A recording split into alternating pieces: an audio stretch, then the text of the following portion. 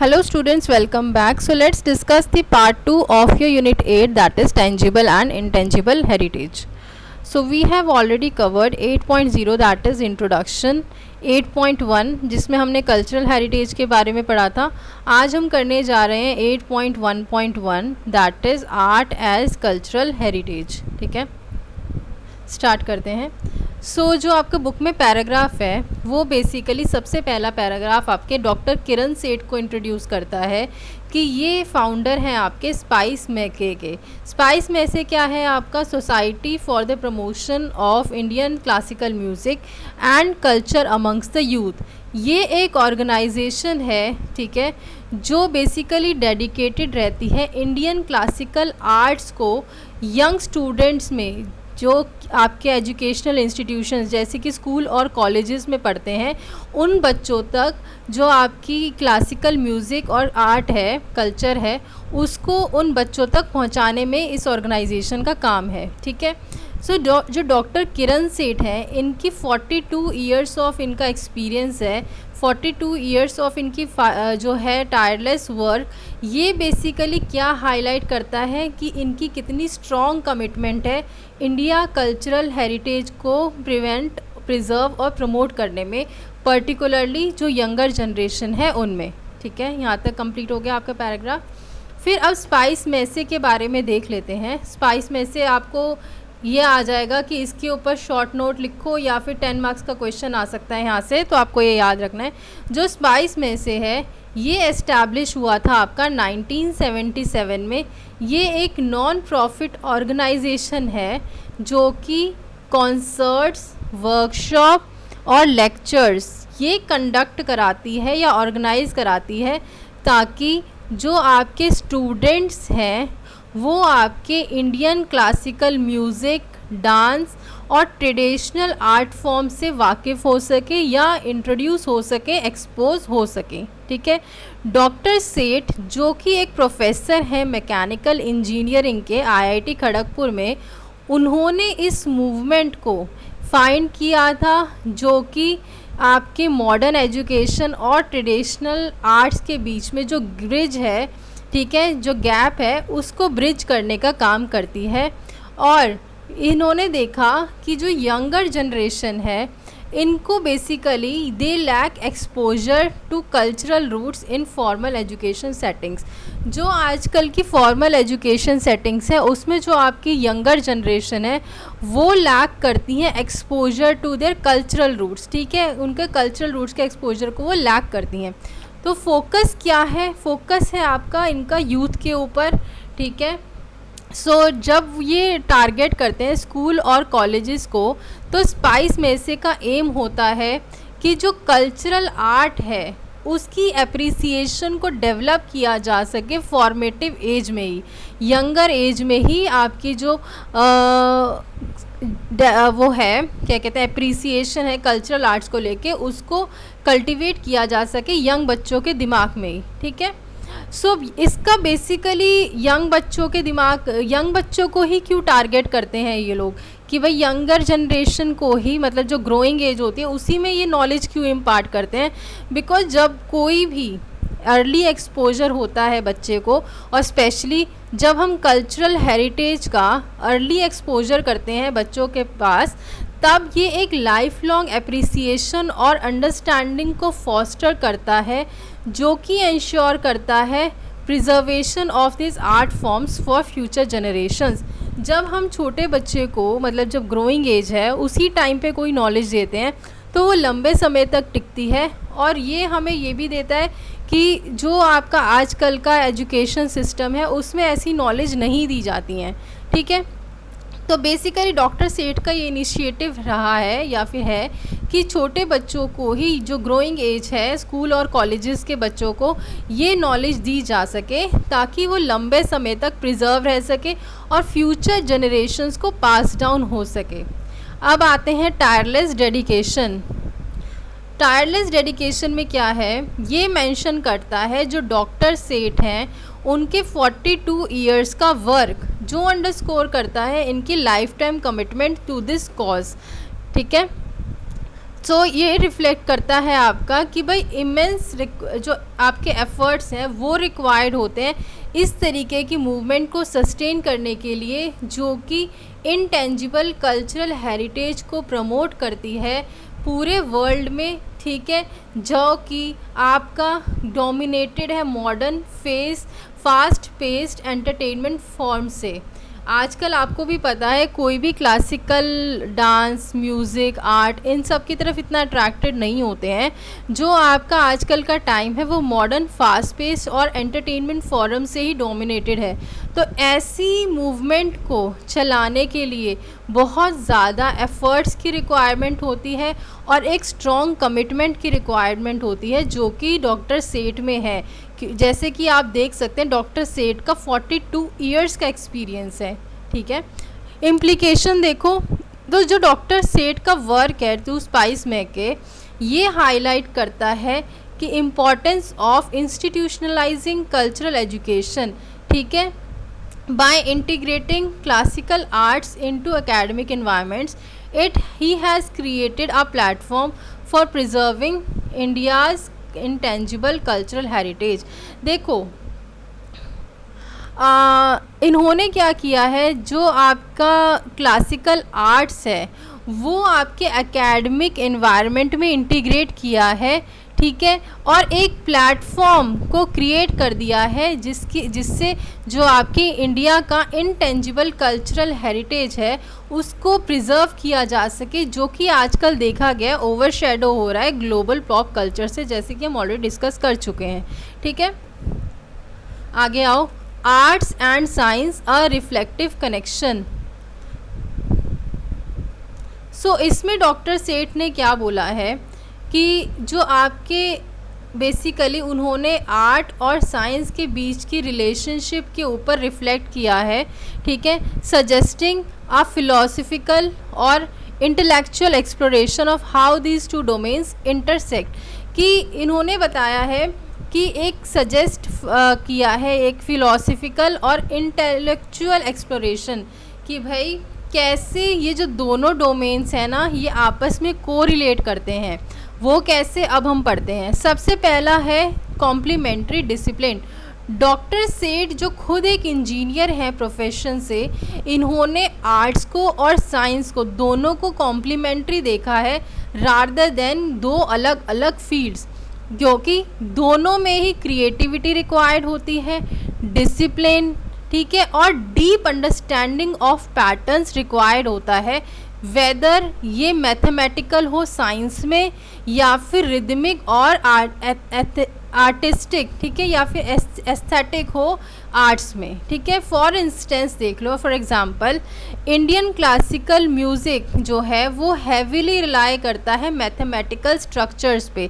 वो कैसे, जैसे कि आपके राग की स्केल होती है, ताला रिदम्स होते हैं, ठीक है, तो बहुत ज़्यादा हैवीली इनके ऊपर ये रिलाई करता है, जो कि आपके पैरेलल चलता है साइंटिफिक प्रिसीजन के साथ में, ठीक है। तो इसीलिए हम कहते हैं कि जो आर्ट और साइंस है, इन्होंने डॉक्टर सेठ ने बोला है कि जो आर्ट और साइंस है ये दोनों ही कैसे हैं, ये दोनों ही आपके कॉम्प्लीमेंट्री हैं, ठीक है। फिर आता है आपका holistic education.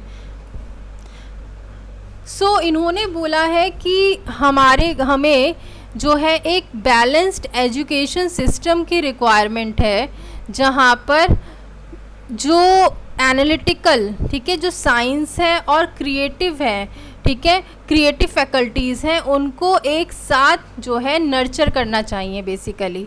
So this aligns with spice makers mission to integrate cultural education into academic settings, fostering well-rounded individuals who appreciate both logic and beauty। So इन्होंने ये अलाइन करता है स्पाइस मेके के मिशन के साथ, ताकि जो आपकी कल्चरल एजुकेशन है उसको इंटीग्रेट कर दिया जाए एकेडमिक सेटिंग्स में, उसको लेके आया जाए एकेडमिक सेटिंग्स में, ठीक है। फिर ताकि जो है इंडिविजुअल की एक वेल राउंडेड डेवलपमेंट हो सके, जहाँ पर वो दोनों ही लॉजिक को और ब्यूटी को अप्रिशिएट करे, ठीक है। अब नीचे आओ, इंटेंजिबल कल्चरल हेरिटेज। जब हम आर्ट को as intangible cultural heritage frame करते हैं, सो ये बेसिकली ये जो पैराग्राफ है वो एम्फेसाइज करता है इसके नॉन मटेरियल वैल्यू पे। नॉन मटेरियल वैल्यू पे कैसे? इसका रोल जो होता है in shaping identity, values and collective memory पे, ठीक है। टेंजिबल हेरिटेज जैसे होता है, मतलब अनलाइक टेंजिबल हेरिटेज कैसे होते हैं? जो आपके मॉन्यूमेंट्स होते हैं, ठीक है, जो आपके आर्टिफैक्ट्स होते हैं, इनको बोलते हैं टेंजिबल हेरिटेज, ठीक है। तो जैसे टेंजिबल हेरिटेज होते हैं उनकी तरह नहीं होता इंटेंजिबल हेरिटेज। इनटेंजिबल हेरिटेज जैसे कि म्यूज़िक और डांस जो है, ये आपका एक एक्टिव पार्टिसिपेशन रिक्वायर करते हैं ताकि जो आपकी इसके सर्वाइवल के लिए जो है ट्रांसमिशन हो सके, जो कि डॉक्टर सेठ बोलते हैं स्पाइस मेसी के थ्रू, ठीक है। अब इंटेंजिबल हेरिटेज में क्या है? मॉन्यूमेंट्स हैं। अब इसमें कोई एक्टिव पार्टिसिपेशन की तो ज़रूरत है नहीं, इसमें तो आपको जाना है और देख के आना है। ऐसा तो है नहीं कि भाई एक मॉन्यूमेंट से दूसरा मॉन्यूमेंट आप ट्रांसफ़र करोगे, नहीं होता ना। एक जगह फिक्स्ड है वो मॉन्यूमेंट, तो कोई बिल्डिंग है तो वो एक जगह फिक्स्ड है। लेकिन जो आपका इंटेंजिबल कल्चरल हेरिटेज है, जो आपकी म्यूज़िक है, डांस फॉर्म्स हैं, आपकी फूड हैबिट्स हैं, इनको ट्रांसफ़र करने के लिए आपको एक्टिव पार्टिसिपेशन की ज़रूरत होती है ताकि जो है ट्रांसमिशन हो सके और ये जो है सरवाइव कर सकें, ठीक है। इम्प्लीकेशन क्या निकलती है इसके साथ?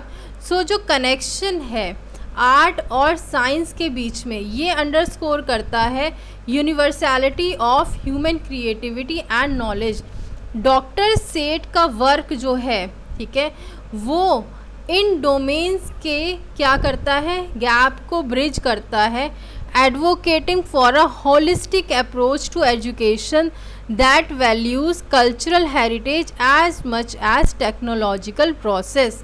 सो डॉक्टर सेठ जो हैं वो इस डोमेन के वर्क को ब्रिज करते हैं कि कैसे एक होलिस्टिक अप्रोच डेवलप की जा सके, ठीक है, आपके एजुकेशन में, ताकि जो बच्चे हैं, जो भी लोग हैं, या फिर जो आपका एजुकेशन सिस्टम है, वो कल्चरल हेरिटेज को उतना ही वैल्यू करे जितना टेक्नोलॉजिकल प्रोसेस को किया जाता है, ठीक है। ये है आपका art as science, a reflective connection. अब हम बात करते हैं उस्ताद अमजद अली खान के मेटाफर की। उनको as a gate of an elephant की तरह दर्शाया गया है। तो ये देखो, Ustad Amjad Ali Khan metaphor, a gate of an elephant. Gate क्या होती है? चाल होती है हाथी की, ठीक है। तो यहाँ से भी आपका 10-20 मार्क्स का क्वेश्चन बन सकता है, तो अच्छे से करना जितना भी मैं आज पढ़ा रही हूँ आपको। सो ये जो आपका पैराग्राफ है ना, उसमें उस्ताद अमजद अली खान को, जो कि एक रिनाउंड सरोद माएस्ट्रो हैं, सरोद बजाते हैं, उनको कंपेयर करा है हिंदुस्तानी क्लासिकल आर्ट में। मतलब उनके जो अमजद अली खान है ना, उन्होंने जो आपके हिंदुस्तानी क्लासिकल म्यूज़िक है ना, उसको एलिफेंट के गेट के साथ कंपेयर किया है। उस्ताद अमजद अली खान ने क्या बोला है कि जो आपका क्लासिकल म्यूज़िक है, हिंदुस्तानी क्लासिकल म्यूज़िक, वो स्लो, स्टेडी और डिग्निफाइड है, ठीक है। एक तो आपने घोड़े की चाल देखी है, घोड़े की रेस देखी है, वो तो एकदम शू करके भाग दौड़ता है, ठीक है। लेकिन हाथी की चाल कैसी होती है? Slow, steady, dignified. तो वो कहते हैं कि जो आपका इंडियन या फिर हिंदुस्तानी क्लासिकल म्यूज़िक है, ये बिल्कुल हाथी की चाल की तरह है, स्लो है, स्टेडी है और डिग्निफाइड है। सो ये मेटाफर जो है ना, मेटाफर मतलब जो गेट ऑफ एलिफेंट बोला गया है इंडियन क्लासिकल म्यूज़िक को, तो ये इनकैप्सुलेट करता है कि एसेंस क्या है क्लासिकल आर्ट्स की और उसकी एप्रिसिएशन को। अब नीचे चलते हैं और पॉइंट्स डिस्कस करते हैं इसके बारे में। Slow and steady nature. अब जो एलिफेंट की चाल होती है ना, ये सजेस्ट करती है कि जो आपका क्लासिकल आर्ट है वो प्रोफाउंड है, डेलिबरेट है और एंड्योरिंग है, ठीक है। अनलाइक जो आपकी हॉर्स रेस में क्या होता है, एकदम एक्साइटमेंट होती है ना, फ्लीटिंग एक्साइटमेंट, बट इसमें ऐसा कुछ भी नहीं है। जो कि मतलब हॉर्स रेस कैसी होती है, बहुत ही फास्ट होती है और कॉम्पिटिटिव होती है, ठीक है। और उसमें एक बहुत ज़्यादा एक्साइटमेंट होती है आपको, जो आजकल के रॉक और पॉप म्यूज़िक है वो इस तरीके से ही है। बट जो आपका इंडियन क्लासिकल म्यूज़िक है, इसमें आपको पेशेंस की रिक्वायरमेंट होती है, बहुत ही डेप्थ में जाने की रिक्वायरमेंट है, और ये एक कंटेम्पलेशन प्रोवाइड करता है, ठीक है। सो बेसिकली ये बिल्कुल उल्टा होता है हॉर्स रेस से। तो ये भी एक मेटाफर की तरह बोला गया है आपको। This reflects intricate and layered nature of Hindustani music, where rags and talas unfold gradually, revealing their beauty over time. Then नीचे आ जाओ, dignity and depth. So जो टर्म है dignified, ये बेसिकली हाईलाइट करती है कल्चरल और स्पिरिचुअल सिग्निफिकेंस क्लासिकल आर्ट्स की। हिंदुस्तानी म्यूज़िक सिर्फ एक एंटरटेनमेंट नहीं है, बट जब भी आप हिंदुस्तानी म्यूज़िक को सुनते हो ना, तो आप एक मेडिटेटिव स्टेट में पहुंच जाते हो, ठीक है। और ये एक इंटेलेक्चुअल परस्यूट है जो कि ऑफन इंडियन फिलोसफिकल और स्पिरिचुअल ट्रेडिशन से क्या होता है, टाइड होता है। फिर आता है आपका टाइम एंड डेडिकेशन। उस्ताद अमजद अली खान की जो स्टेटमेंट है वो एम्फसाइज करती है कि जब आप मास्टर करते हो और बेसिकली अप्रिशिएट करते हो क्लासिकल आर्ट्स को, ये एक लॉन्ग टर्म एंडेवर है, ठीक है। लर्निंग एन इंस्ट्रूमेंट जैसे कि सरोद और अंडरस्टैंडिंग द नुएंसेस ऑफ रागा, मतलब जब भी आप इंस्ट्रूमेंट्स जैसे कि सरोद, वायलिन, ये सब सीखते हो और जो आप राग होते हैं ना, उसकी नुएंसेस को अंडरस्टैंड करते हो ना, तो आपके ईयर्स लग जाते हैं इसमें। ये आपकी ईयर्स ऑफ प्रैक्टिस मांगता है, डिसिप्लिन मांगता है और फुल इमर्शन मांगता है इसमें, ठीक है। सिमिलरली जो ऑडियंस हैं उनके अंदर, मतलब बेसिकली जो आपका इंडियन क्लासिकल म्यूज़िक को जो ऑडियंस सुनती है, वो अपने अंदर पेशेंस को कल्टीवेट करे और सेंसिटिविटी को लेके आए, ताकि वो जो ये आर्ट फॉर्म्स हैं, इंडियन कल्चरल आर्ट फॉर्म्स, इनको अप्रिसिएट कर सके, ठीक है। इम्प्लीकेशन देख लो। सो द मेटाफर जो एलिफेंट गेट है, ये बेसिकली अंडरस्कोर करता है need for cultural shift in how art is preserved in perceived in modern society, ठीक है। Then in an era of instant gratification and short attention span, classical art demands lower, more mindful engagement, which is both challenge and opportunity for cultural preservation. देखो आज के time में आपको भी पता है कि जो अटेंशन स्पैन है लोगों का वो कम हो गया है, ठीक है। और जो आपकी क्लासिकल आर्ट की डिमांड है वो कम हो चुकी है, ठीक है। और इंस्टेंट ग्रेटिफिकेशन भी है आज के टाइम पे, मतलब लोगों को जल्दी जल्दी गाने चाहिए कि भाई जल्दी जल्दी ख़त्म हो जाए कोई गाना। अटेंशन स्पैन बहुत ही कम है लोगों का, और क्लासिकल आर्ट की डिमांड भी है वो भी घटती जा रही है, ठीक है। तो अब जो रिक्वायरमेंट है ना वो ये है कि जो ऑडियंस है वो मोर माइंडफुल, उनकी एंगेजमेंट हो, और जो कि फिर आपके एक चैलेंज को लेके आती है। और क्या कहते हैं कि ये एक बेसिकली चैलेंज भी है और एक अपॉर्चुनिटी भी है कल्चरल प्रिजर्वेशन के लिए, ठीक है। आगे चलते हैं। Heritage appreciation and the role of youth, तो ये पढ़ लेते हैं। ये जो पैराग्राफ है ये कंक्लूड करता है by emphasising that heritage appreciation should begin at a younger age. तो इन्होंने बोला है कि इस पैराग्राफ में कि जो हेरिटेज की एप्रिसिएशन है ना, जो इंटेंजिबल हेरिटेज की एप्रिसिएशन है, वो यंगर एज में ही हो जानी चाहिए, टाइंग बैक टू डॉक्टर सेठ मिशन विद स्पाइस में से। तो इसने क्या किया है टाई बैक किया है डॉक्टर सेठ के मिशन को स्पाइस में से के। डॉक्टर सेठ का जो मिशन था स्पाइस में से, इन्होंने भी ऐसे ही करा था, ये वर्कशॉप्स वगैरह जो है ऑर्गेनाइज करते थे ताकि यंगर जनरेशन को इसकी नॉलेज दी जा सके, ताकि वो आगे जाके क्या कर सके, उनकी कंजर्वेशन, प्रमोशन और प्रोटेक्शन हो सके इंटेंजिबल कल्चरल हेरिटेज की। अब अर्ली एक्सपोजर जो होता है ना, वो लॉन्ग टर्म इम्पैक्ट क्रिएट करता है। बेसिकली अर्ली एक्सपोजर के बारे में पढ़ लेते हैं। सो बेसिक आइडिया क्या है ना, कि जो अप्रिसिएशन है कल्चरल आर्ट के लिए वो यंग एज में ही स्टार्ट हो जानी चाहिए, ठीक है। रूटेड इन बिलीफ जो है, started young, should start young, is rooted in the belief that cultural values and aesthetic sensibilities are best cultivated during childhood and adolescence। तो ये क्या बोलते हैं कि जो आपकी अप्रिसिएशन है क्लासिकल आर्ट्स की, इसको यंग जनरेशन में ही, मतलब यंग टाइम्स में ही क्या होना चाहिए, स्टार्ट कर देना चाहिए। बिकॉज आपको भी पता है कि कोई भी बिलीव जो कल्चरल वैल्यूज़ की हो और एस्थेटिक सेंसिबिलिटीज़ हो, ये बेस्ट कब कल्टीवेट की जा सकती हैं, चाइल्डहुड में और एडोलेसेंस में, ठीक है।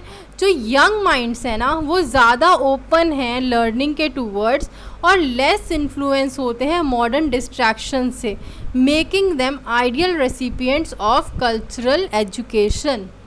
लॉन्ग टर्म इम्पैक्ट, जब हम इंट्रोड्यूस करते हैं क्लासिकल आर्ट्स को स्टूडेंट्स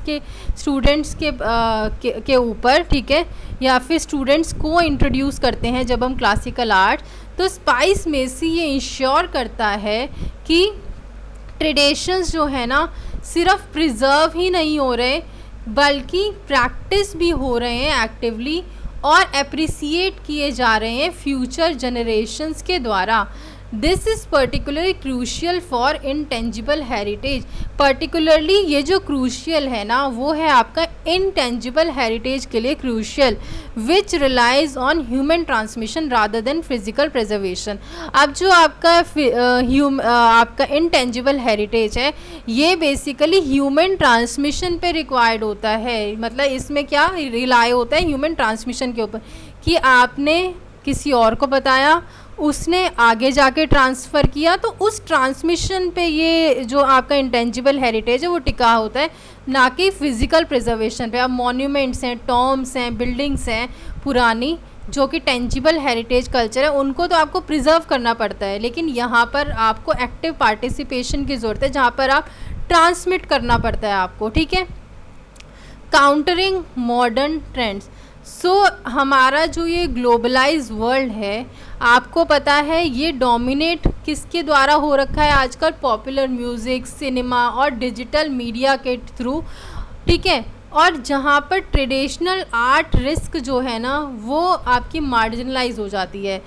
जब आप यंग लोगों को एंकरेज करते हो कि वो क्लासिकल आर्ट म्यूज़िक्स में क्या करें, एंगेज करें, ठीक है, तब टू काउंटर दिस ट्रेंड, तो आप यंग लोगों को ना एंकरेज करते हो कि वो इस क्लासिकल आर्ट काउंटर्स में जो है वो एंगेज करें, ताकि इस ट्रेंड को ना काउंटर किया जा सके और एक सेंस ऑफ प्राइड को फॉस्टर किया जा सके, और हमारा जो कल्चरल रूट्स है ना, उनके टूवर्ड्स कनेक्शन हमारा डेवलप हो सके, ठीक है।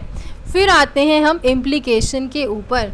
जो फोकस है आपका यूथ का, वो बेसिकली हाईलाइट करता है proactive role of education in cultural preservation, कि एजुकेशन का क्या रोल होता है कल्चरल प्रिजर्वेशन में। By embedding classical arts in schools and colleges, स्पाइस में से create a pipeline for sustaining India's cultural heritage, ensuring it remains relevant and vibrant। फिर आ जाओ ब्रॉडर कंटेक्स्ट एंड सिग्निफिकेंस। जब आप पैराग्राफ पढ़ोगे आगे बुक में, तो वो बेसिकली रिफ्लेक्ट करता है ब्रॉडर थीम्स को in the preservation of cultural heritage and the role of education in modern society. पहला है आपका cultural preservation in globalised world, ठीक है, तो ये पढ़ लेते हैं, cultural preservation in globalised world. So India की जो क्लासिकल आर्ट्स है, ठीक है, ये एक पार्ट है किसका, इंटेंजिबल कल्चरल हेरिटेज का। इसको बहुत सारे चैलेंज फेस करने पड़ते हैं, जो कि मतलब अपने आप को सस्टेन करने के लिए ना, और रेलिवेंट रखने के लिए सोसाइटी में, जो कि आज के टाइम पे बहुत ही मॉडर्नाइज हो गई है।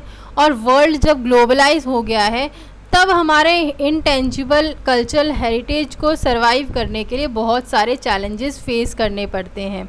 सो जो डॉक्टर सेठ का वर्क है ना स्पाइस मेसे के थ्रू, ये एड्रेस करता है इस प्रॉब्लम को, making these art forms accessible to young people ensuring their continuity. मतलब वो क्या करते हैं ना, जब ये आर्ट फॉर्म्स को एक्सेसिबल कराते हैं यंग पीपल को, तब ये इंश्योर करता है कि इसकी कॉन्टीन्यूटी इंश्योर्ड होती है आपकी, ठीक है, कि हमारा जो ये इंटेंजिबल कल्चरल हेरिटेज है वो आगे भी कंटिन्यू रहेगा, ठीक है, पास डाउन होगा जनरेशंस टू जनरेशन, ठीक है। नीचे आ जाओ, education as a tool for cultural transmission. जब हम एजुकेशनल इंस्टीट्यूशंस को टारगेट करते हैं, ठीक है, मतलब या फिर कह लो जो स्पाइस में से है, जब वो टारगेट करता है एजुकेशनल इंस्टीट्यूशंस को, तब बेसिकली वो क्या करता है, वो फॉर्मल एजुकेशन सिस्टम को लेवरेज करता है, ताकि जो आपकी कल्चरल नॉलेज है उसको ट्रांसमिट किया जा सके, जो कि आजकल के स्टैंडर्ड करिकुलम में एब्सेंट है, ठीक है। ये अप्रोच रिकॉग्नाइज करती है कि स्कूल और कॉलेज जो है ना, वो एक की स्पेस हैं फॉर शेपिंग कल्चरल आइडेंटिटी। कोई भी स्कूल और कोई भी कॉलेज एक की स्पेस होता है कल्चरल आइडेंटिटी को शेप करने के लिए। क्यों? क्योंकि वहाँ बहुत सारे स्टूडेंट्स होते हैं, वो ग्रोइंग एज में होते हैं, वो लर्निंग एज में होते हैं। जब हम उनको एक कल्चरल आपकी उसकी नॉलेज देंगे, ठीक है, बेसिकली हम आपने आर्ट्स की, म्यूज़िक की, डांस की उस स्टेज पे नॉलेज देंगे, तो वो लंबे समय तक उनको दिमाग पे इम्पैक्ट डालेगा, ठीक है, और लंबे समय तक दिमाग में रहेगा। और इस तरीके से हम इंश्योर कर सकते हैं कि हमारा कल्चरल हेरिटेज जो है वो प्रिजर्व्ड है और आगे भी पास डाउन हो रहा है, ठीक है। फिर नीचे आ जाओ, बैलेंसिंग ट्रेडिशन एंड मॉडर्निटी। सो ये बेसिकली जो पैराग्राफ है, ठीक है, ये इम्प्लिसिटली एड्रेस करता है tension between tradition, classical arts and modernity, science, global culture. मतलब ये क्या बोलता है कि कैसे ये उस टेंशन को एड्रेस करता है जो कि ट्रेडिशन के बीच में और मॉडर्निटी के बीच में, क्लासिकल आर्ट के बीच में और साइंस और ग्लोबल कल्चर के बीच में क्या है, रहती है टेंशन, ठीक है, उस टेंशन को एड्रेस करता है।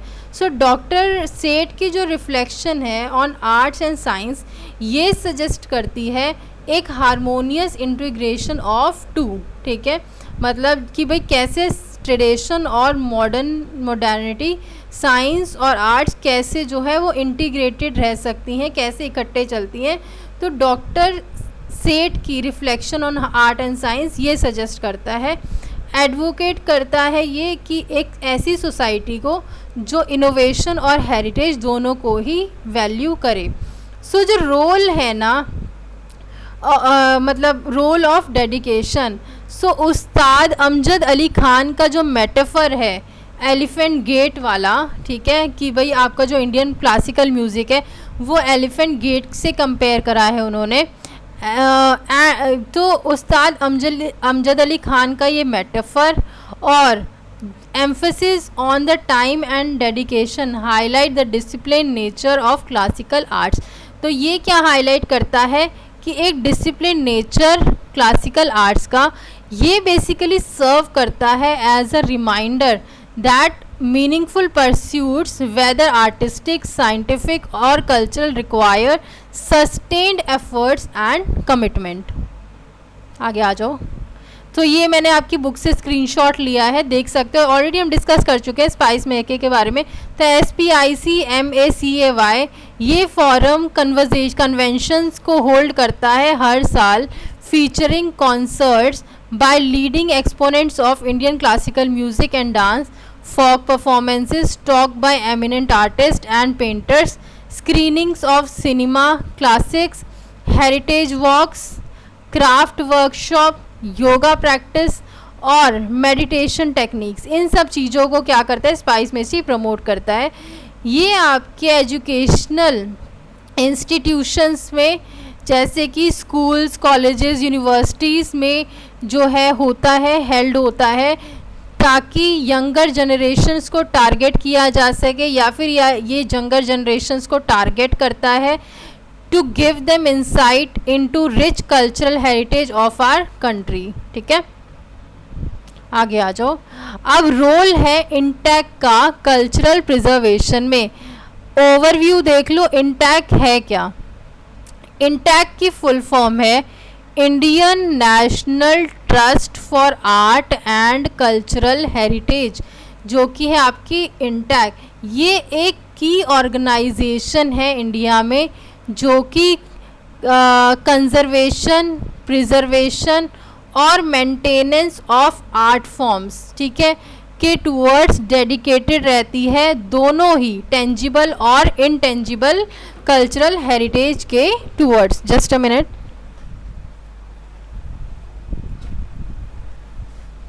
अब आते हैं आपके कंजर्वेशन लेबोरेटरी। सो जो इंटैक है ये आपका ऑपरेट करता है स्पेशलाइज्ड लेबोरेटरीज में, ठीक है, या फिर हम कह सकते हैं जो आपका इंटैक है वो स्पेशलाइज्ड लेबोरेटरी ऑपरेट करता है फॉर कंजर्विंग आर्ट फॉर्म्स, ताकि जो है आर्ट फॉर्म्स को कंजर्व किया जा सके। और लाइकली ये जो है ये फोकस करता है आपका फिज़िकल आर्टिफैक्ट्स पे, जैसे कि पेंटिंग्स, स्कल्पचर्स, टेक्सटाइल्स और साइंटिफिक मेथड्स को ये यूज़ करता है to restore and maintain their condition. फिर आता है आपका नॉलेज सेंटर, ठीक है। सो इंटैक जो है ना वो नॉलेज सेंटर को मेंटेन करता है। नॉलेज सेंटर मतलब जहाँ पर बुक्स होती हैं, आर्ट्स होती हैं, क्राफ्ट के प्रोडक्ट्स होते हैं, ठीक है, जो कि सर्व करती हैं as repository of cultural knowledge and resources for research and education. फिर नीचे तीसरा पॉइंट पे आ जाओ, heritage education and communication service. INTACH जो है ना वो एजुकेशनल प्रोग्राम्स प्रोवाइड करता है ताकि कल्चरल हेरिटेज के बारे में अवेयरनेस रेज की जा सके, जैसे कि स्कूल्स को टारगेट करना, कम्युनिटीज़ को टारगेट करना और पब्लिक को टारगेट करना टू फॉस्टर एप्रिसिएशन। फिर आता है आपका हेरिटेज टूरिज़्म कोर्सेज। इंटेक जो है वो आपके कोर्सेज कंडक्ट करता है हेरिटेज टूरिज़्म के ऊपर और इंडिविजुअल्स को ट्रेन करता है to promote and manage cultural heritage site.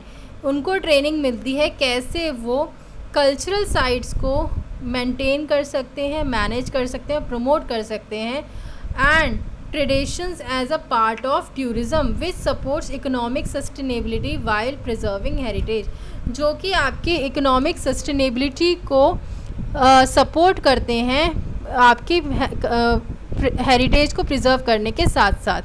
फिर आता है आपका हेरिटेज एकेडमी। सो ये जो डिवीज़न है ना ये आपके प्रोग्राम्स को ऑर्गेनाइज करती है जो कि फोकस करते हैं टेंजिबल इनटेंजिबल कल्चरल हेरिटेज पे, जैसे कि म्यूज़िक, डांस, ओरल ट्रेडिशंस, और इंश्योर करते हैं इनकी प्रैक्टिस एंड ट्रांसमिशन को, ठीक है। फिर आता है आपका कल्चरल अफेयर्स डिवीज़न। इंटैक के जो कल्चरल अफेयर डिवीज़न है ये बेसिकली सपोर्ट करते हैं आर्टिस्ट को कैसे थ्रू स्कॉलरशिप्स एंड ये सेमिनार ऑर्गेनाइज करते हैं, वर्कशॉप्स ऑर्गेनाइज करते हैं और क्या डिस्कशंस ऑर्गेनाइज करते हैं एमिनेंट फिगर्स के साथ रेलिवेंट फील्ड्स में, ठीक है, और एक जो कि डायलॉग्स को भी फॉस्टर करते हैं और नॉलेज का भी जहाँ पर एक्सचेंज होता है। सो इम्प्लीकेशन क्या निकली, जो आपका इंटैक है वो एक मल्टीफेसिटेड अप्रोच है जो कि कंजर्वेशन, एजुकेशन और प्रमोशन तीनों को ही कंबाइन करता है और इंश्योर करता है कि इंडिया की कल्चरल हेरिटेज प्रिजर्व्ड रहे, डॉक्यूमेंट हो अच्छे से और एक्टिवली एंगेज हो सके बाय डाइवर्स ऑडियंस। ठीक है, अब आ जाते हैं role of media and internet in promoting intangible cultural heritage. Media का रोल और इंटरनेट का क्या रहता है इंटेंजिबल कल्चरल हेरिटेज को प्रमोट करने में। पहला पॉइंट देखो इसमें, growing influence of digital platforms. So ये जो पैराग्राफ है आपका बुक में वो क्या हाईलाइट करता है कि क्रूशियल मीडिया का क्या, मतलब मीडिया का क्या क्रूशियल रोल है और क्या इंटरनेट का रोल है इंटेंजिबल कल्चरल हेरिटेज को प्रमोट करने में, जैसे कि आर्ट, लिटरेचर और कल्चर। फिर पहला इसमें पॉइंट आएगा आर्ट ब्लॉग्स। जो वेरियस आर्ट ब्लॉग्स हैं ना वो फोकस करते हैं थीम्स जैसे कि आर्ट्स और बिजनेस के ऊपर, आर्ट और हीलिंग के ऊपर, आर्ट्स एजुकेशन के ऊपर, arts marketing, community engagement, public art, then social change and technology in the arts. ठीक है, ये प्लेटफॉर्म्स आपके विजिबिलिटी प्रोवाइड करते हैं और एक डिस्कशन का फोरम प्रोवाइड करते हैं, ठीक है, जहाँ पर आप एक दूसरे के साथ ये इन चीज़ों के बारे में डिस्कस कर सकते हो और एडवोकेसी प्रोवाइड करते हैं कल्चरल हेरिटेज के लिए। ठीक है, फिर आता है आपका ग्लोबल रीच। जो ब्लॉग्स है ना आपके ऊपर क्या था, आपके ब्लॉग्स ये जो आपके आर्ट ब्लॉग्स थे, अब ग्लोबल रीच जो ब्लॉग्स और डिजिटल मीडिया है ना वो आपके जो हैं जोग्राफिकल बाउंड्रीज़ को भी ट्रांसेंड कर जाती हैं और जिसकी वजह से जो आपका इंडिया का कल्चरल हेरिटेज है वो इसको प्रमोट करती हैं ग्लोबल ऑडियंस तक और फॉस्टर करती हैं क्रॉस कल्चरल एप्रिसिएशन को। ठीक है, फिर आता है सस्टेनेबिलिटी एंड सपोर्ट। जब हम इंटरेस्ट को और एंगेजमेंट को कल्टीवेट करते हैं, ठीक है, मतलब इनको कल्टीवेट करके ये जो प्लेटफॉर्म्स है ना ये बेसिकली हेल्प करते हैं आर्ट हेरिटेज को सस्टेन करने में और सपोर्ट करने में वर्ल्ड वाइड, जहाँ पर जो आर्टिस्ट हैं, कम्युनिटीज़ हैं और ऑडियंस हैं उनके पार्टिसिपेशन को एंकरेजमेंट मिलती है। ठीक है, इम्प्लीकेशन क्या निकलता है इसका, जो इंटरनेट और मीडिया हैं वो एक मॉडर्न टूल की तरह सर्व करते हैं कल्चरल प्रिजर्वेशन के लिए। ठीक है, जहाँ पर जो कि इंटेंजिबल कल्चरल हेरिटेज को एक्सेसिबल बनाता है, लोगों के लिए रेलिवेंट बनाता है और आज के टाइम में डिजिटल एज में आप इसके साथ एंगेज भी कर सकते हो, दस countering the risk of cultural halogen. ठीक है, अब घर बैठे बैठे ही आप आर्ट ब्लॉग्स के थ्रू पढ़ सकते हो। ठीक है, आर्ट्स की मार्केटिंग भी हो जाती है, कम्युनिटी की एंगेजमेंट भी हो जाती है, पब्लिक आर्ट, सोशल चेंज, ये सब कुछ हो जाता है। आप घर बैठे बैठे आर्ट्स को भी देख सकते हो। ठीक है, तो जब से ये रोल मीडिया का रोल आया, इंटरनेट का रोल आया है, तो हेरिटेज आपका इंटेंजिबल कल्चर हेरिटेज बहुत ही ज़्यादा हाई लेवल पे प्रमोट हुआ है। फिर आगे चलते हैं, यूनेस्को का project on intangible cultural heritage. UNESCO का जो प्रोजेक्ट है इंटेंजिबल कल्चरल हेरिटेज पे उसके बारे में बात करते हैं। सबसे पहला है आपका कंसर्न फॉर डिसअपियरिंग ट्रेडिशंस। जो हमारे ट्रेडिशंस अब डिसअपियर होने लगे हैं उससे रिलेटेड कंसर्न जनरेट होना।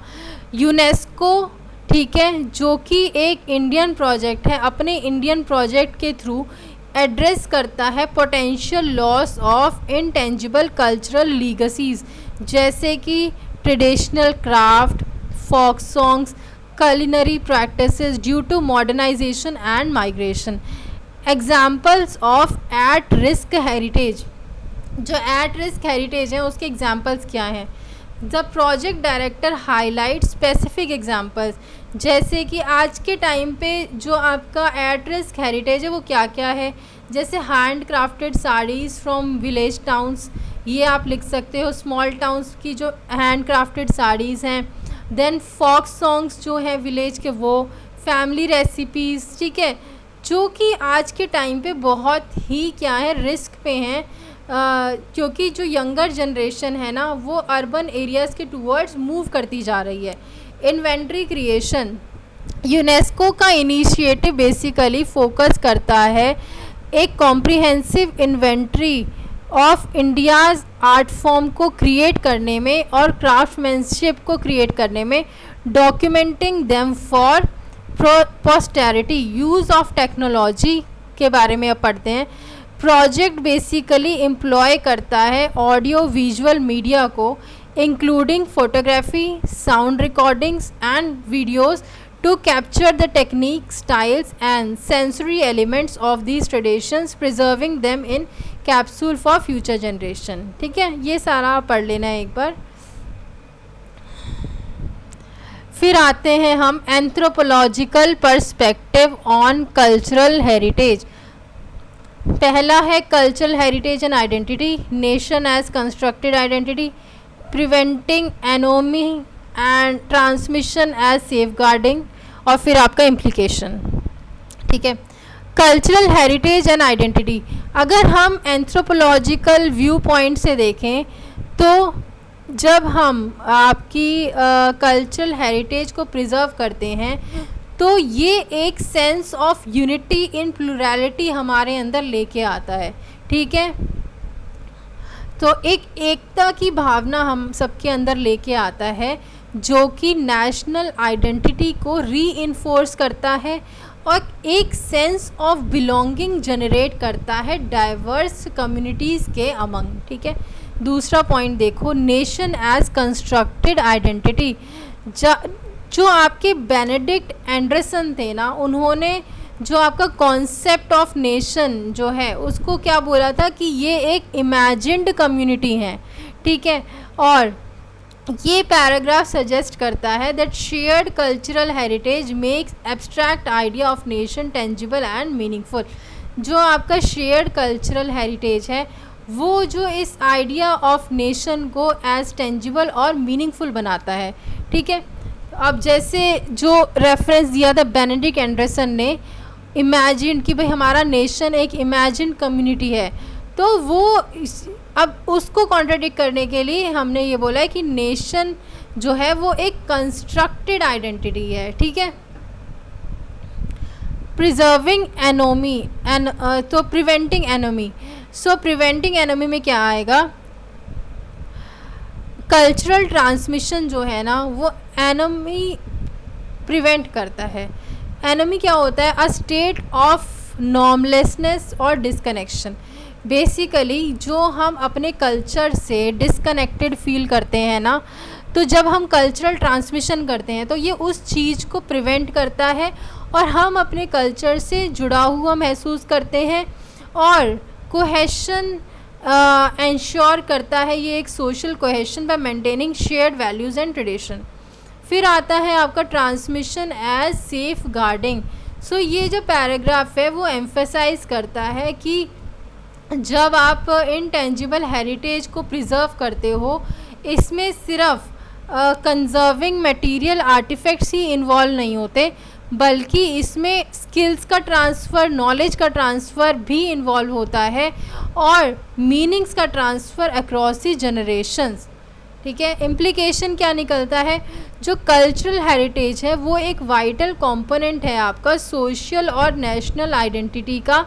ठीक है, और इसकी इफ़ेक्टिव जो एक्टिव और इफ़ेक्टिव ट्रांसमिशन है, जो आपकी कल्चरल हेरिटेज की, इंटेंजिबल कल्चरल हेरिटेज की इफ़ेक्टिव ट्रांसमिशन है, वो क्या इंश्योर करता है कि जो कम्युनिटीज़ है ना वो आपस में भी कनेक्टेड रहें और अपने रूट्स से भी कनेक्टेड रहें, ताकि एक कंटिन्यूटी और रेजिलियंस को फॉस्टर किया जा सके। ठीक है, फिर आता है आपका fifth point, role of department of culture government of India. तो डिपार्टमेंट ऑफ कल्चर का क्या रोल है गवर्नमेंट ऑफ इंडिया का? पहला है आपका nodal agency. So department of culture basically serve करता है एक सेंट्रल अथॉरिटी की तरह, ताकि कल्चरल इवेंट्स को, सिग्निफिकेंट कल्चरल इवेंट्स को कमेमोरेट किया जा सके और सेनेटरीज ऑफ ग्रेट आर्टिस्ट को सेलिब्रेट किया जा सके, ensuring their contributions are recognised और रिमेंबर्ड, और एंश्योर किया जा सके जो इन लोगों की, ग्रेट आर्टिस्ट की, ठीक है, कंट्रीब्यूशन है उनको रिकॉग्नाइज किया जा सके और रिमेंबर किया जा सके। सपोर्ट फॉर कल्चरल लीगेसी, जब हम इवेंट्स को ऑर्गेनाइज करते हैं और ट्रिब्यूट को पे करते हैं, तब जो डिपार्टमेंट है ना, ये जो आर्टिस्ट हैं उनकी लीगेसी को अलाइव रखता है, contributing two nations cultural narrative. Implication क्या है इसकी?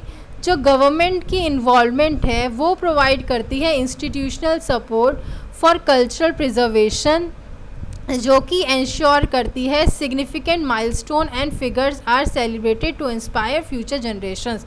ठीक है, गवर्नमेंट की इन्वॉल्वमेंट कि भाई इंस्टीट्यूशनल सपोर्ट को प्रोवाइड किया जा सके कल्चरल प्रिजर्वेशन में, वो ये इंश्योर करती है कि सिग्निफिकेंट माइलस्टोन और फिगर्स इनको सेलिब्रेट किया जा सके, इनको सेलिब्रेट करती हैं ये लोग, ताकि फ्यूचर जनरेशन्स को इंस्पायर भी किया जा सके। ठीक है, अब है definition and scope of arts. पहला है art as an creative expression, distinction from art, diverse forms of art, purpose of art और इम्प्लीकेशन। देखो, art as creative expression, so ये जो पैराग्राफ है ना, ये आर्ट को या फिर हम आर्ट्स को कैसे डिफाइन करता है कि ये एक प्रोडक्ट है क्रिएटिव स्किल का और इमेजिनेशन का अक्रॉस वेरियस डोमेन्स, जो कि इंक्लूड करते हैं painting, sculpture, music, dance, theatre, films और graphic arts. Distinctions from art, art से कैसे डिस्टिंक्ट है? आर्ट्स, देखो आर्ट का मतलब बेसिकली क्या होता है ना, ये रेफ़र करता है विजुअल आर्ट पे, बट आर्ट्स जो है ना ये ब्रॉडर टर्म है जो एनकम्पास करती है डाइवर्स क्रिएटिव एक्टिविटीज़ को, डिराइव फ्रॉम लैटिन वर्ड, और ये डिराइव होती है लैटिन वर्ड आर्ट्स से। आर्ट्स का मतलब होता है अरेंजमेंट और स्किल। ठीक है, फिर आता है आपका डाइवर्स फॉर्म ऑफ आर्ट। सो ये जो पैराग्राफ है ये बेसिकली लिस्ट करता है एग्जाम्पल्स को, एज जैसे कि prose writing, poetry, dance, acting, drama, film, music, sculpture, photography, illustration, architecture, collage, painting, craft and fashion. ठीक है, और एम्फसाइज करता है कि इसका कितना वाइड स्कोप है क्रिएटिव एक्सप्रेशन का। फिर आता है पर्पस ऑफ आर्ट। जो आर्ट है वो डिस्क्राइब होती है as using human creativity to produce works with meaning beyond mere description, often tied to aesthetics, emotion and cultural significance. Implication क्या निकलती है? सो जो ब्रॉड डेफिनेशन है ना आर्ट्स की, ये बेसिकली किसका रोल हाईलाइट करती है? ये इसका रोल हाईलाइट करती है as a universal human endeavour, जो कि टेंजिबल और इनटेंजिबल फॉर्म्स को एनकम्पास करता है, that reflect cultural values and emotions. ठीक है, just a minute. Okay, anthropological view of art as subdivision of culture. So art as a part of culture. Anthropologist जो है ना, ये आर्ट को कैसे व्यू करते हैं कि ये एक सब डिवीज़न ऑफ कल्चर है। ठीक है, जो कि एनकम्पास करती है क्रिएटिव एंडेवर्स को, दोनों ही मटेरियल और non material products of human mind में। मतलब ये क्रिएटिव एंडेवर को एनकम्पास करती है, ठीक है, और बोथ मटेरियल मतलब स्कल्पचर्स और नॉन मटेरियल मतलब म्यूज़िक एंड डांस, ये प्रोडक्ट ऑफ ह्यूमन माइंड, ठीक है, ये उनको एनकम्पास करती है। फिर आता है आपका हिस्टोरिकल कंटेक्स्ट। सो ये जो पैराग्राफ है ना वो रेफरेंस देता है अर्ली एंथ्रोपोलॉजिकल वर्क्स के टूवर्ड्स, मतलब कि जैसे कि फ्रांस बाओस के प्रिमिटिव आर्ट, ठीक है, वर्नियर एल्विन की study on Indian tribal art and craft, जो कि हाईलाइट करती है long standing interest in art with in anthropology. Cultural significance, art जो है वो मेयरली एस्थेटिक नहीं है बट एक रिफ्लेक्शन है कल्चरल वैल्यूज़ की, सोशल स्ट्रक्चर्स की और ह्यूमन क्रिएटिविटी की, जो कि इसको एक क्रिटिकल एरिया बनाती है of study for understanding society. तो by situating art within broader framework of culture, anthropology जो है वो अंडरस्कोर करती है इसके रोल को in expressing and preserving societal values, histories and identities. ठीक है, आगे आ जाओ। अब इस पूरे चीज़ का एनालिसिस क्या निकला तो वो हम देख लेते हैं, ठीक है, और उसके बाद आपकी समरी है और फिर फाइनली ओवर हो जाएगा ये टॉपिक। पहला क्रिटिकल एनालिसिस देखो, होलिस्टिक अप्रोच। सो ये जो पैराग्राफ है ना वो प्रेजेंट करता है एक comprehensive view of cultural preservation, जिसमें वो कंबाइन करता है इंस्टीट्यूशनल एफर्ट्स जैसे कि इंटैक, यूनेस्को और गवर्नमेंट, डिजिटल इनोवेशंस, मीडिया और ब्लॉग्स, ठीक है, और एंथ्रोपोलॉजिकल इंसाइट्स को, जो कि हाईलाइट करते हैं एक multi prolong strategy for safeguarding heritage. ठीक है, चैलेंजेस ऑफ मॉडर्नाइजेशन।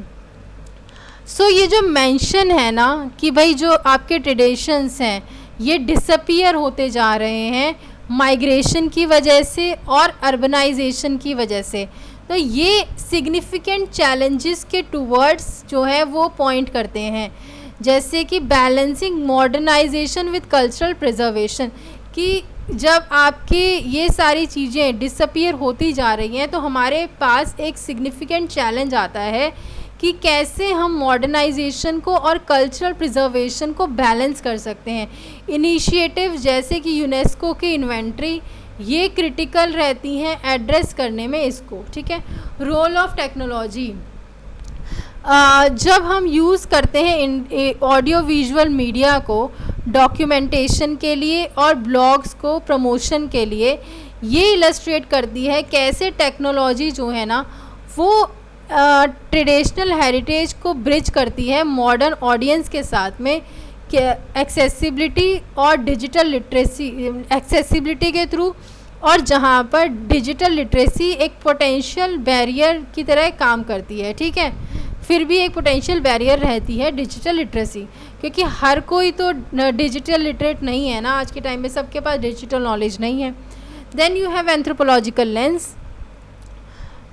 सो जो रेफरेंस था एंडरसन का कि जो हमारा इंडिया है वो एक इमेजिन कम्युनिटी है, ठीक है, जो लोग हैं यहाँ के वो इमेजिन कम्युनिटी हैं, सो ये कॉन्सेप्ट ऑफ एनोमी ये ऐड करता है intellectual depth, framing cultural preservation as essential for social cohesion and identity in diverse nations like India. Gaps में देख लो, ये पैराग्राफ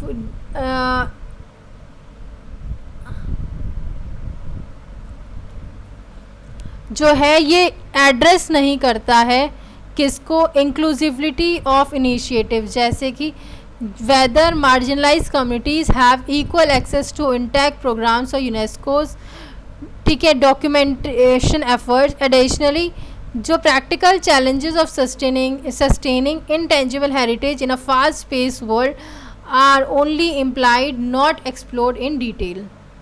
आगे आ जाओ, कंक्लूजन क्या निकलता है आपका। बेसिकली ये जो पैराग्राफ है ना ये अंडरस्कोर करता है क्रिटिकल रोल ऑफ ऑर्गेनाइजेशन जैसे कि INTACH, UNESCO department and the department of culture in preserving India intangible cultural heritage. ठीक है, इनके रोल को बताता है क्या है इनका रोल इंडिया के इंटेंजिबल कल्चरल हेरिटेज को प्रिवेंट करने में, और जो कि सपोर्ट होते हैं मॉडर्न टूल्स के द्वारा जैसे कि मीडिया और टेक्नोलॉजी।